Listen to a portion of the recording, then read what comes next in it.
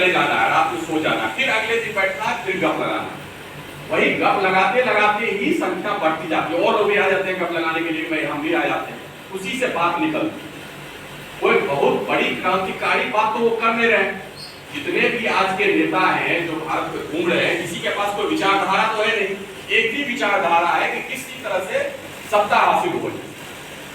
तो अगर सत्ता की भी राजनीति करनी है तो उसमें समय देना पड़ेगा, हर दिन हर सप्ताह बैठ करके आपको गप लगाना पड़ेगा, लोगों को जोड़ना पड़ेगा।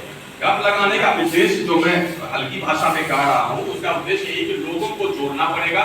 जो लोग पहले से हैं उनमें और संगठन को मजबूत करना पड़ेगा, तभी पार्टी के लिए आप कुछ योगदान कर पाएंगे। और उसमें सबसे प्रमुख बात, हमारे स्वार्थ की बात यह है कि जो पार्टी के सदस्य हैं, जो पार्टी के समर्थक हैं, उनके साथ बैठ करके आप विमर्श करें, उनके पास जाकर के विमर्श करें। हमारी पार्टी का जो लॉन्च हुआ था, हमारी पार्टी की जो स्थापना हुई थी, वो मैं प्राय कहता रहा हूं कि वो प्राय बिल्कुल लंबवत तरीके से हुआ था, वर्टिकल फॉर्म में हुआ। एक दिन पुष्पम प्रिया चौधरी जी ने पार्टी की घोषणा की कि हम चुनाव लड़ेंगे, पार्टी की घोषणा कर रहे हैं, और लोग उससे जुड़ने लगे। अब आज के दिन इंटरनेट युग है, सूचना तकनीक का जमाना है। अब दिल्ली से लेकर के सहरसा, सुपौल, मधेपुरा के गांव तक लोग जुड़ गए, बिल्कुल लंबवत तरीके से जुड़ गए। उसमें क्षैतिज प्रसार नहीं था, ऐसा नहीं था कि करोड़ों लोग जुड़ गए, लेकिन लाखों लोग उस श्रेणी में जुड़ गए। प्रथम दिन से हमारा कार्य यही है कि वो लाखों लोग जो स्वतः रूप से जुड़ गए, उनको कैसे संगठित किया जाए, यही संगठन। अगर आप जिला में बैठे हैं तो जिला के जो लोग जुड़े हुए थे उनको कैसे संगठित किया जाए, राज्य में है तो राज्य के लोगों को कैसे संगठित किया जाए, ये बुनियादी टास्क है। इसको आप नजरअंदाज नहीं कर सकते। आप बहुत सारे लोगों को ऐसा लगता है कि प्रचार प्रसार, सोशल मीडिया, विज्ञापन, टीवी, अखबार, इससे काम हो जाएगा, इससे काम नहीं बनेगा। जो लोग आपके साथ जुड़े हुए हैं, जो पार्टी के साथ जुड़े हुए हैं, उनको संगठित करना हो। हम लोग गांव में भी जाते हैं तो कोई लड़का सामने आ जाता है कि हम तो इतने दिन से जुड़े हुए हैं, हमें तो किसी ने पूछा ही नहीं है, तो अब उनको पूछने की जिम्मेदारी हमारी नहीं हो सकती। हम अगर चाहें भी तो वो 80,000 गाँव में जा करके और 8,500 पंचायतों में घूम घूम करके हम लोगों को नहीं जोड़ सकते। वो जोड़ने का काम आपको करना पड़ेगा अगर आप अपना कोई राजनीतिक भविष्य देखते हैं। तब बिहार बदलेंगे कि नहीं बदलेंगे वो तो अलग मुद्दा, वो तो बहुत विचारधारात्मक बात। लेकिन अगर राजनीति में भी सक्सेसफुल होना है, इस पार्टी में सक्सेसफुल होना है, इस पार्टी में सफल होना है, या यहाँ से निकल के दूसरी पार्टी में भी सफल होना है, तो ये बुनियादी काम तो करना ही पड़ेगा। हमें बहुत खुशी होगी भाई आपका यहाँ पर ग्रेजुएशन कंप्लीट हो जाए, आप यहाँ से स्नातक की डिग्री ले लें और दूसरी पार्टी की कंपनी में जाके काम करने लगे, हमको कोई दिक्कत नहीं, लेकिन कर लीजिए, वो भी कर लीजिए। उससे भी हमें कम से कम इस बात का सुखद एहसास होगा कि आपने अपने जीवन में कुछ किया, और हमें इसी बात में दिलचस्पी है कि आप अपने जीवन में कुछ करें। आज राजनीति नहीं हो रही है तो उद्योगपति बन जाइए, बहुत लोग परीक्षा की तैयारी कर रहे हैं, आईएएस बन जाइए, लेकिन सब चीज के लिए मेहनत करना पड़ेगा। किसी भी चीज के, कोई भी चीज जो है आपके हाथों में ला करके नहीं दी जा सकती। और कुछ लोगों को या बहुत सारे लोगों को पूर्णकालिक होना पड़ेगा, हमारे जैसे लोगों को पूर्णकालिक होना पड़ेगा। इसलिए हमने अपनी नौकरी छोड़ दी, इसमें लग गए। अब चाहे गति धीमी रहे, तेज रहे, अब इसी में रहना है, क्योंकि अगर हम वहां नौकरी करते रहेंगे तो काम नहीं होगा। अगर मैडम नौकरी करती रहेंगी कहीं पे भारत में या भारत के बाहर तो काम नहीं होगा। तो सभी लोगों को नौकरी छोड़ने की जरूरत नहीं, लेकिन कुछ लोगों को छोड़नी पड़ेगी। और एक समय के बाद, और इसमें सबसे अच्छी चीज होती है कि अगर आप ऐसा कोई व्यवसाय कर रहे हैं या टीचिंग का काम कर रहे हैं, कोई ऐसा काम कर रहे हैं जिससे कि राजनीति करने की स्वतंत्रता हो, आप वहां पर काम कर सकते हैं। ये काम आप लोगों को खुद वो तकनीक हम नहीं बता सकते हैं, हम उदाहरण दे सकते हैं आप, लेकिन हर व्यक्ति की अपनी तकनीक होगी कि समय कैसे निकालें, संसाधन कैसे जुटाएं। दूसरी बात, अगर चुनाव लड़ना है तो संसाधन जुटाना पड़ेगा। हर बूथ पे मैनेजमेंट करना होगा। अगर बूथ पे आपका मैनेज, और बूथ पर मैनेज करेंगे तो खर्चा पानी होगा, और तैयारी उसकी वर्षों तक चलती है। लोगों ने 25-25, 30-30 साल तैयारी की है, तो आप चाहेंगे कि भाई हम 1 साल की तैयारी में चुनाव जीत जाए, संभव नहीं। जीत सकते हैं, आपके अंदर ऊर्जा है, आप 1 साल 2 साल में भी चुनाव जीत सकते हैं, बशर्ते कि आप तेजी से अपना घोड़ा तेजी से दौड़ाएं, लेकिन उसके लिए बिल्कुल रणनीतिक तरीके से काम करना। मूल बात कहां अटकती है? कल मैं परसों में एक भाई को भी बता रहा था कि लोग जुड़ जाएंगे। आज अगर आप बिगुल बजा दें, कैंपेन चला दें, खूब बढ़िया सोशल मीडिया इंटरनेट आदि पर चलने लगेगा, फिर से लोग जुड़ने लगेंगे, सैकड़ों हजारों की तादाद में आ जाएंगे। जो नए लोग अपना अपना प्रयास कर रहे हैं उसमें भी लोग जुड़ जा रहे हैं, लेकिन उनको रिटेन करना सबसे बड़ी समस्या है। आप तो जाएंगे, फिर देखेंगे वो माहौल, देखेंगे भाई क्या है, कुछ चाय नाश्ता का बंदोबस्त है कि नहीं है, कुछ खाना पीना मिल रहा है कि नहीं मिल रहा है, कि भूखे पेट भजन है। तो वो देख करके फिर वो निर्णय लेंगे कि हमें कितने दिन तक टिकना। उनको रिटेन करके रखना, लोगों को जोड़ करके रखना सबसे बड़ी समस्या। अब ये कोई गुजरात महाराष्ट्र तो है नहीं कि आम आदमी भी ठीक ठाक समृद्ध है, उसका जीवन चल रहा है। बिहार में ऐसे ही आर्थिक संकट, इकोनॉमिक क्राइसिस है। अब सभी लोग समझ रहे होंगे कि भाई हर परिवार चलाना बड़ा कठिन। तो ऐसी स्थिति में कोई भी आदमी आपको बहुत लंबे समय तक साथ नहीं दे सकता। तो अगर एक पार्टी प्रत्याशी के रूप में भी अगर आप सोच रहे हैं, तो आपके जितने भी कार्यकर्ता आएंगे उनको रिटेन करने के लिए कुछ तो आपको उनके लिए बंदोबस्त करना पड़ेगा, और वो बंदोबस्त आपको अपने स्तर से करना पड़ेगा अगर आप चुनाव जीतना चाहते हैं तब। बाकी लड़ने के लिए तो आप चुनाव लड़ ही लेंगे, उससे आपको अनुभव मिलेगा, लेकिन चुनाव जीत नहीं पाएंगे या टक्कर में नहीं आ पाएंगे। और आज के दिन पूरे चुनाव की प्रक्रिया बहुत जटिल हो गई। हम लोगों ने 2020 में चुनाव लड़ा, पता था कि हार ही जाएंगे, तो कोई संदेह नहीं, लेकिन कोई आदमी हारने की थोड़ी लड़ता, तो इसलिए हम लोग भी जोश में थे कि जीतेंगे जीतेंगे जीतेंगे, और शायद जीत भी जाते अगर और अच्छी तैयारी होती, और अच्छा समय मिलता, और हमारे पास संसाधन होते, हमारे प्रत्याशियों के पास संसाधन होते। लेकिन या चुनाव का परिणाम तो अच्छा रहता ही। 210 सीट पे हम लोगों ने लगभग नामांकन किया, 50-60 भाई बंधु लोगों का नामांकन रद्द हो गया, 148 सीट पे फाइनली हम लोग चुनाव लड़े। हम अब देखिए आज उसकी कहानी कहने वाला कोई नहीं, 10 साल बाद वो सब इतिहास में लिखा जाएगा। 2020 में जब हम 148 सीट पे चुनाव लड़े, तो हम सबसे ज्यादा सीट पे चुनाव लड़ने वाली पार्टी, किसी भी सिंगल पार्टी ने उतनी ज्यादा सीटों पर चुनाव नहीं लड़ा। क्योंकि चुनाव लड़ना इटसेल्फ बहुत बड़ा झंझट का काम, पार्टी बनाना झंझट का काम है, चुनाव लड़ना झंझट का काम है। इसमें बहुत भयंकर किस्म की नौकरशाही होती है, और जो जिन लोगों ने चुनाव लड़ा है उनको तो नाको चने चबाई लिए होंगे वो लोग। आप लोग इतना इतना मोटा मोटा किताब मिला होगा डीएम के ऑफिस से, उसको पढ़ रहे हैं, उसमें आ गए पढ़िए। मतलब एक आम आदमी तो चुनाव लड़ ही नहीं सकता जब तक उसके पास 4-5 ऑफिस का स्टाफ नहीं होगा, तब तक वो चुनाव नहीं लड़ सकता। इस बात को आप लोग समझ रहे हो, सब खर्चा पानी का गेम है। तो अब आज के दिन चुनाव जो है वो काफी यांत्रिक हो चुकी है।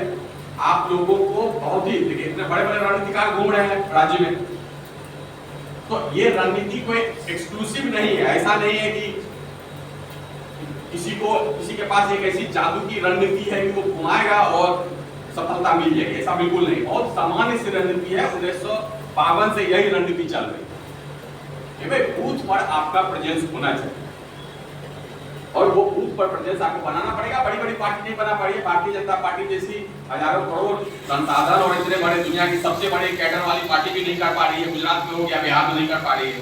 तो सबसे मूल बात यह है कि कार्यान्वयन का संकट, तो उसको एग्जीक्यूट कैसे किया जाए। नियम कानून तो सबको पता है, अब किताब में तो सबका क्या लिखा हुआ है, सब आदमी आईएएस बन नहीं सकता, उसके लिए रट्टा मारना पड़ेगा। कभी मैं एक भाई को बोला था सुबह सुबह ब्रह्म मुहूर्त में उठकर 4 घंटा रट्टा मारो तभी होगा। एक दिन 8 घंटे पढ़ लोगे, दूसरे दिन नहीं पढ़ोगे तो नहीं होगा।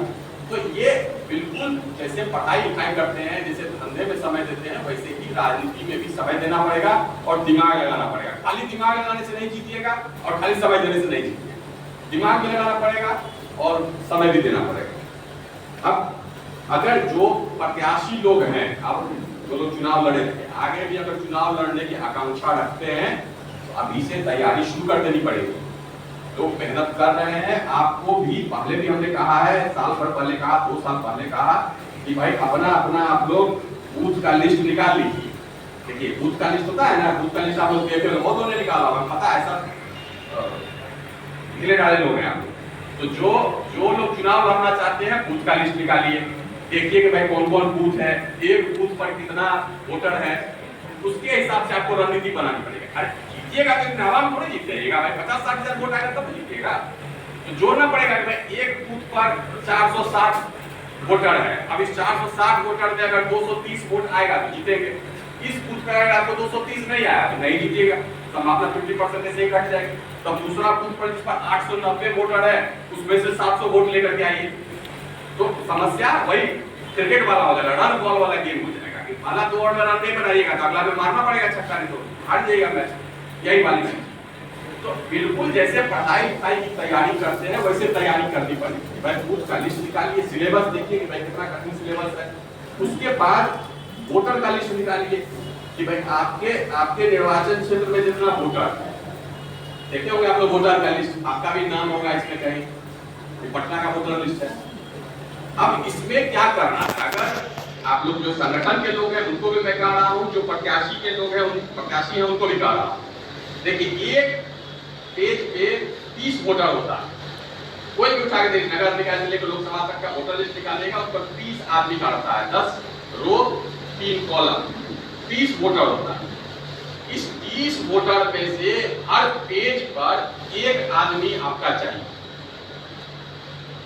तब चुनाव जीतिएगा। तब चुनाव जीत ही जाइएगा, तब नहीं हारा पाएगा। ठीक है, जैसे बहुत सारे लोग इसको अलग अलग नाम से बोलते हैं। अब बीजेपी वाले इसको पन्ना प्रमुख बोलते हैं, सुने होंगे आप लोग नाम, पन्ना प्रमुख बनाते हैं। पन्ना क्या है, एक पन्ना हुआ, इस पन्ना में एक आदमी को बना दिया प्रभारी, मतलब हर 30 पर एक आदमी को उन्होंने प्रमुख बना दिया। गुजरात में बड़ा सक्सेसफुल है, इसलिए हारते नहीं लोग चुनाव, 26 लोकसभा में 26 लोकसभा जीत जाते हैं। बिहार में नहीं है, बिहार में 30 साल से डंका पीट रहे हैं कि पन्ना प्रमुख बनाएंगे, बनता ही नहीं है। लोग इतना आसान थोड़ी है लोगों को छोड़ना, लेकिन यही करना पड़ेगा। वो लोग पन्ना प्रमुख बना रहे हैं, आप पेज प्रभारी बनाइए। ये एक पेज है, इसमें से एक आदमी को आपको प्रभार देना पड़ेगा। हम लोगों ने चुनाव के समय एक 8 पहाड़ का आप लोगों को आइडिया दिया था, एक बूथ पर आपका 8 आदमी होना चाहिए जो 8 पहाड़ काम करेगा।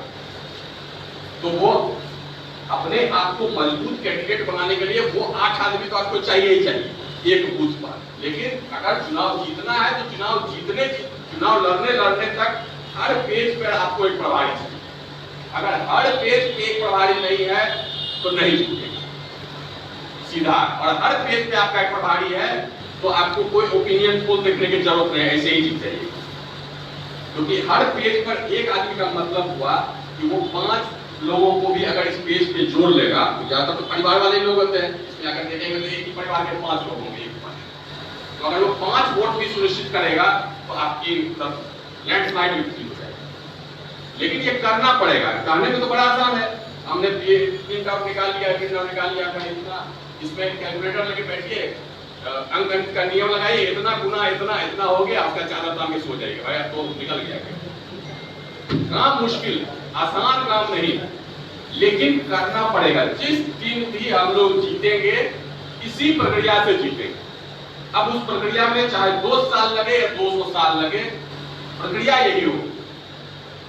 तो जो लोग बात कर रहे हैं, दूसरी पार्टियों की बात कर रहे हैं, तरह तरह की पार्टियां घूम रही हैं कि अभी बहुत लोगों ने कहा हम लोग तो पढ़े लिखे लोग हैं, अच्छे लोग हैं, बाकी लोग तो नकली लोग हैं, गुंडे मवाली हैं, इससे कोई फर्क नहीं पड़ता।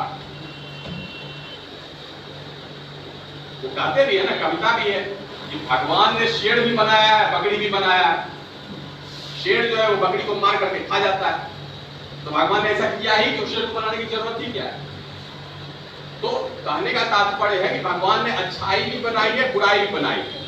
अब अच्छाई जो है वो सिर्फ अपना कॉलर ऊंचा करके नहीं घूम सकती है, बकरी नहीं कर सकती हम तो अच्छे हैं, हम तो जंगल में फ्री घूमेंगे, नहीं घूम सकते हैं। शेर आपको मार के खा जाएगा। ठीक है, आपको अपनी रक्षा स्वयं करनी है। और अगर आपको जंगल का राजा बनना है, बकरी अगर ये सोचे कि भाई हमको जंगल का राजा बनना है, तो उसको शेर वाला ताकत अर्जित करना पड़ेगा, तभी आप जंगल का राजा बन पाएंगे। नियम बहुत स्पष्ट है।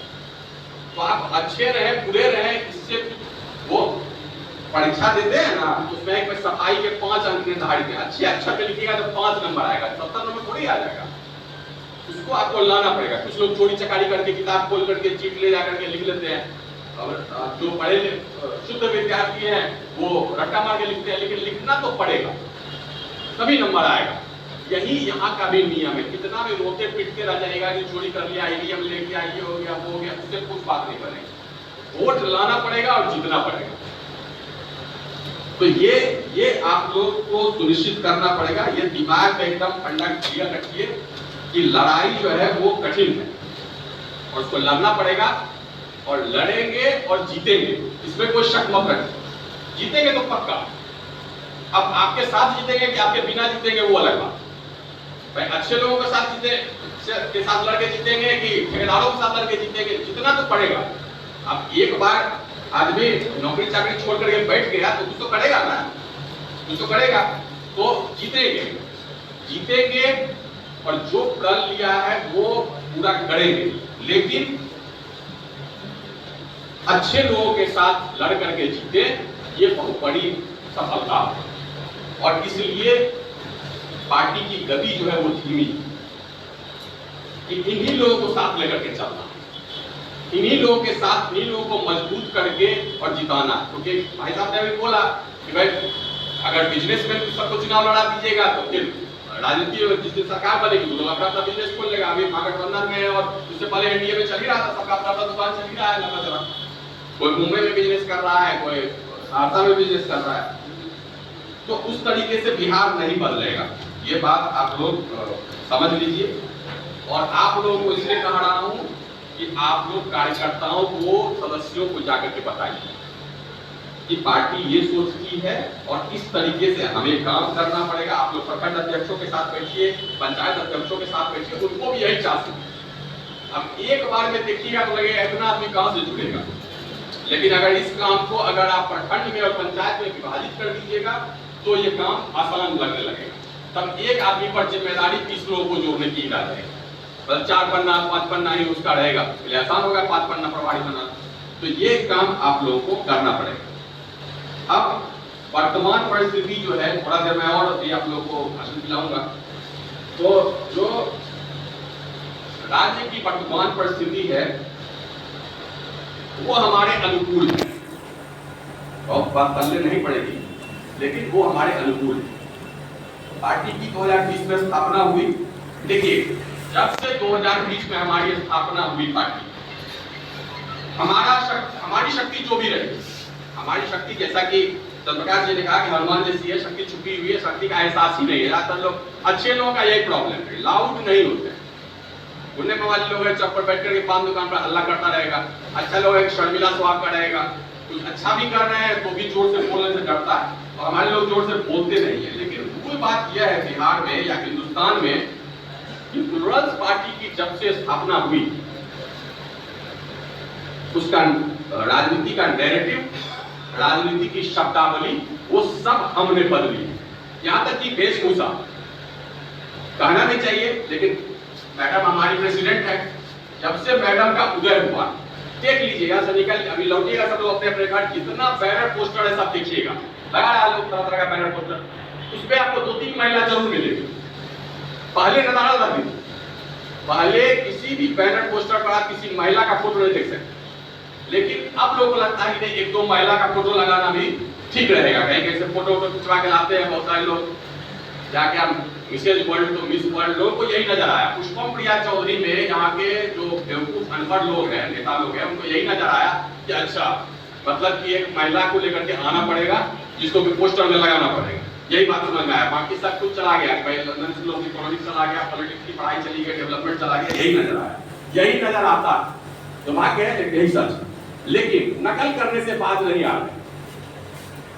क्रेडिट आपको भले न दे, लेकिन नकल आप का ही करेंगे। और जो शब्दावली है 2020 से पहले, अरे हम लोग तो यही पढ़े हैं, पटना कॉलेज में ही हमारी पढ़ाई हुई है, यहीं पर हमने इतने साल नौकरी की है। बिहार के राजनीति में विकास सब चलता था पहले, आज तक तो हमने अपने जीवन में, मैं तो बचपन से बड़ा अलर्ट विद्यार्थी रहा हूँ, पेपर अखबार न्यूज़पेपर सब कुछ पढ़ता, आज तक बिहार के राजनीति में विकास सब चलता था, सवाल ही नहीं। रोजगार, जॉब, बताइए लालू यादव के बेटा बोल रहे हैं कि हम लोग भी रोजगार देंगे, मतलब अनर्थ हो गया।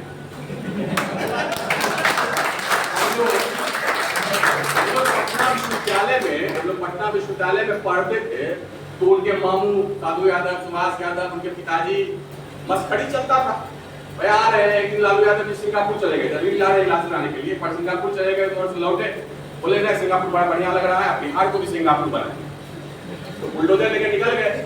बेचारा 2-4 होटल वोटल सब टूट गया, पाल होटल और ये सब जंक्शन के पास टूटा, उसका कुछ देर बाद कहानी खत्म हो गई। उनको लगा था कि रोड चौड़ा कर देंगे तो बिहार जो है पटना सिंगापुर बन जाएगा, बना नहीं। अब वैसे लोग, अब वो लोग भी रोजगार, जॉब, विकास, इंडस्ट्री, फलाना पता नहीं क्या क्या बात कर रहे हैं। भाई ये सब करेंगे, ये सब कैसे शुरू हो गया अचानक से 2020 के बाद? अचानक से ये विकास जो है वो मुद्दा कैसे बन गया? तो जातिवाद मुद्दा हुआ करता था। भाई बूढ़ा बाल साफ करो, MY समीकरण बैठा लो, यही सब बातें होती थी। बात अभी भी वही हो रही है अंदर से। मैं तो सीएम ऑफिस में सीएम का स्पेशल सेक्रेटरी था, अभी भी जाइएगा वहाँ ट्रांसफर पोस्टिंग होता है अधिकारियों का, तो सब पर पेंसिल से इसी तरह के प्रिंट आउट निकलते हैं, पेंसिल से सब अधिकारी के नाम के सामने उनका जाति लिखा जाता है। भाई यादव है तो ब्राह्मण है, तो कुर्मी है, कुशवाहा है, तो फलाना है, ठिकाना है, पूरा लिख लिए। भाई राजपूत है, यहाँ का जो विधायक है वो तो राजपूत नहीं है, तो इस पर राजपूती अधिकारी को तो ठीक रहेगा, विधायक को चेक करके रखें। ऐसा ही आ गया रहता है। किसी का तो यही सब तुगलक किया गया रहता है कि भाई उसके पसंद का आदमी नहीं देना या उसके जाति का आदमी नहीं देना। तो नीतीश जी का जो अधिकारियों का समूह है वही उनका पार्टी का कैडर है, इसलिए चुनाव जीतते जाते हैं। लोगों को लगता होगा ना नीतीश कुमार को 16% वोट कैसे आ जाता है? उनके जाति का तो 2% वोट बैंक है, 16% कौन लोग? अधिकारी लोग हैं जो वोट चुकाता है। तरह तरह की तरकीबें। अब वो लोग भी बोल रहा है कि नहीं अब तो बनाएंगे, औद्योगिक पार्क बना देंगे, उद्योग लगा देंगे, ये करेंगे, ये सब सिर्फ तुगलकी बातें हैं, दे ही नहीं सकता। रोजगार बिहार सरकार दे ही नहीं सकती है, टिकटदार कागज के हमसे लिखवा लें, पैसा ही नहीं देगा कहां से? अरे वित्त विभाग के सचिव को जाके पकड़ लीजिए ना, उससे पूछवा लीजिए, स्टिंग ऑपरेशन करके पता चल जाएगा कि नौकरी दे ही नहीं सकते। जितना आदमी है उतना ही को वेतन पेंशन देना आफत है। वेतन मिलता है, आप यूनिवर्सिटी के टीचर से को पूछ लीजिए, टीचर 3 महीना 4 महीना लेट से पहुंचता है। क्या पहुंचता है?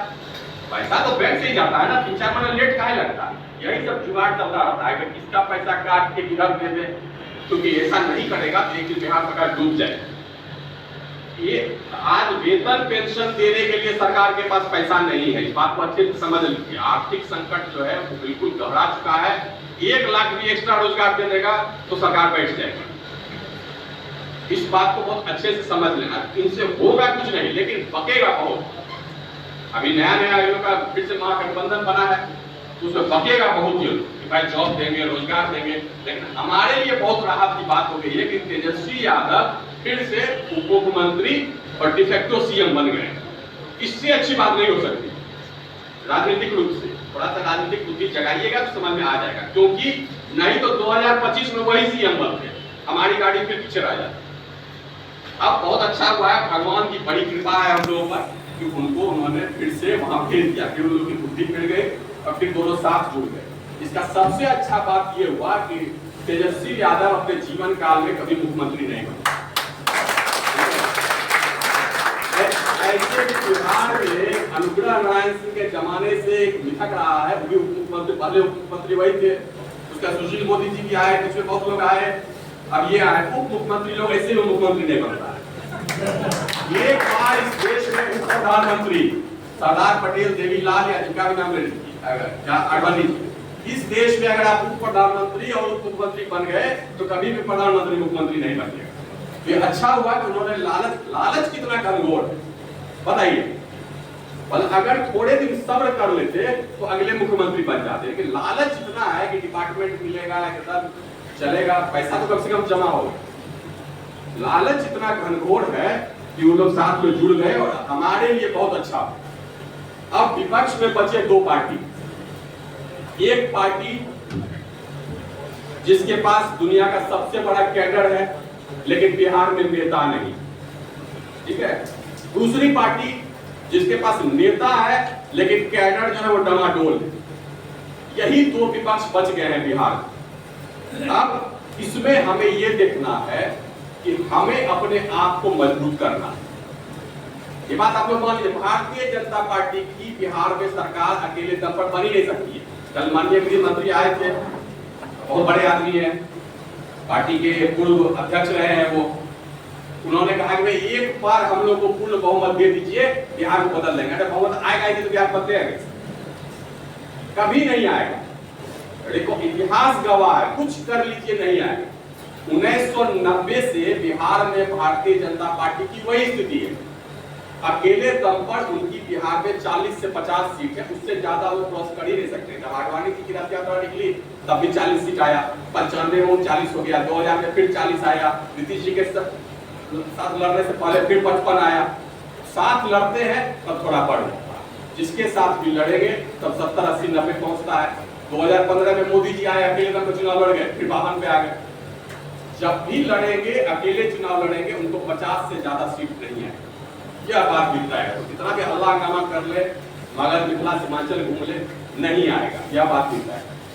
अब एक ही पार्टी है, वो कितनी भी कमजोर दिखे, आज आप लोगों को कमजोर दिख रही है, जिसमें यह कारनामा है कि उसके पास पूर्ण बहुमत आ सकता है, क्योंकि हमारी जो राजनीति है वो 100% वोट बैंक की। हम लोग 20%, 32% या 40% वाली राजनीति नहीं कर रहे, हम लोग 100% वाली कर रहे हैं।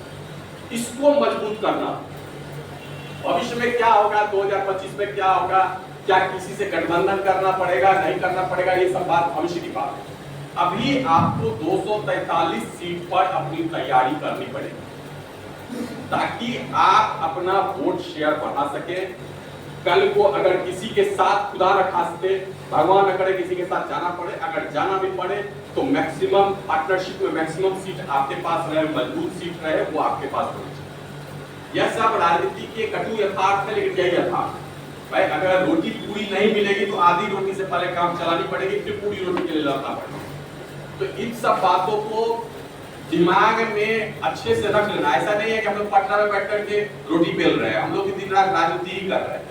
तो जितना आप गांव घर में बैठ के सोच रहे होंगे, उससे ज्यादा हम लोग 24 घंटा यही सोचते हैं, उठते बैठते सोते जागते राजनीति, और कोई काम नहीं। तो दिमाग में हमारे भी बहुत कुछ है, हमारे दिमाग में भी बहुत प्रलोभन है, हमारे पास भी हर दिन प्रस्ताव है, हर दिन। कोई ऐसा सप्ताह खाली नहीं जाता है जब हमारे पास प्रस्ताव नहीं होता कि इधर आ जाइए, उधर आ जाइए, जहाँ फायदा है यहाँ दे देंगे। व्यक्तिगत